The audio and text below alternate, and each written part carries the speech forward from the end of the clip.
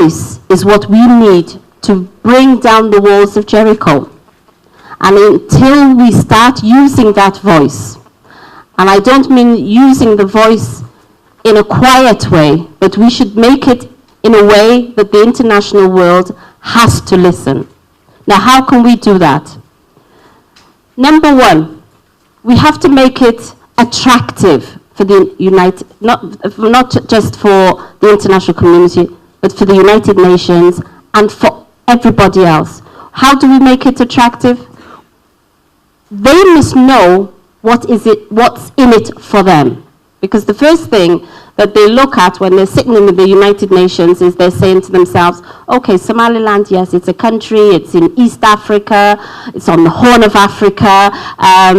Do we really need anything from there? So they're looking for the mutual benefits. I'm positive you've heard Obama Marwo. He usually says, it is in the interest of the United States. Every country is looking at, is Somaliland recognition in the interest of their country? Is it? That's the question that we have to ask. And of course, it is. Why? Norway, Germany, the UK, all these international countries, America, everyone are screaming because the migration rate is going through the roof. And they're saying we have to stop migration. There's too many migration. There's too many terrorists. There's too many radicalization. There's too many this. There's too many that. Now, what we have to say is, okay, if you don't want that amount of migration entering your country, you have to help us build our country. You have to help us make it attractive for our youth to stay in their own country. Help us to build our country. Let's get education on the road. Let's get health on the road. Let's get roads. Make it attractive. What's so attractive in the UK? Nothing. I can guarantee you nothing. I took James Carver to a town this afternoon, and he was amazed. He was actually in awe because he saw so much money that was on the streets and men without any armed guards or without any shelter, just sitting in the middle of the road with piles and piles and piles of money. And the ladies in the middle of the streets, and all they had was their gold, and the only protection they needed was protection from the sun and nothing else. He was so amazed, he said, I can just imagine this would never ever happen in London. It would never happen in London, never. I can imagine that happening in King's Cross Station. Good God, they would have been robbed 100 times over. The amount of things that we need for our recognition is really in our hands. The youth, you are our future. You are the future of this country. But unless we stand together, unless we stand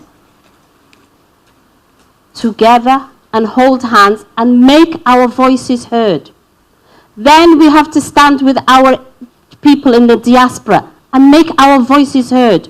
We have to challenge the government. We challenge the White House. We challenge number 10 Downing Street. We have to challenge them and really make our voices heard, and that's the only way that we are going to get recognition. But we are not going to get recognition while we sit here and think of, how can I get into the UK? Shall I go through Libya, or shall I go through Turkey, or shall I go? No, that's not the way we have to do it. It's the youth. It's you. You are our future. You are the ones who should bring out the new initiatives for this country. You are the ones that we need to build this country. Every country is built, every nation is built by their people. If I can remember, I think I did this in an interview that was done by Duale. And I talked about the UK when I was growing up.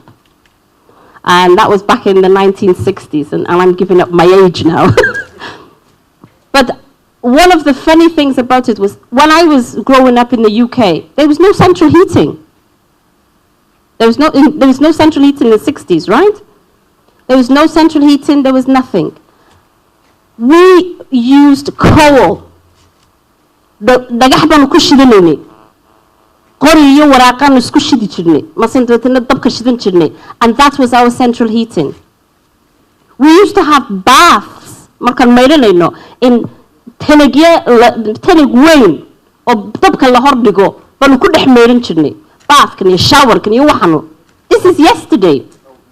Cold water, absolutely. Yeah. There was no hot water in the taps. Maka, can you imagine? That was no central heating, no hot water, no showers or anything like that. In the UK, then that is the UK that I grew up in. What shall I? But like what I'm saying is, now dadkaas iyakaa dalkoodii hagaajistay. Marka iyaku dalkoodii hagaajisteen baan inaku doonayna dalkoodii ku qabsano. Maxay noo diidayaan inaku dalkeena hagaajisano? When we are looking for a recognition, we have to be ready to fight for our recognition. Aynu samaysana so many things that is possible. James was number 1. Sideed kale, we have another 8 ministers in the pipeline. Waxaan soo celinaynaa the Friends of Somaliland. This is how we're going to do it. We've already started in Sweden. In Sweden, there has been 4 debates in Parliament.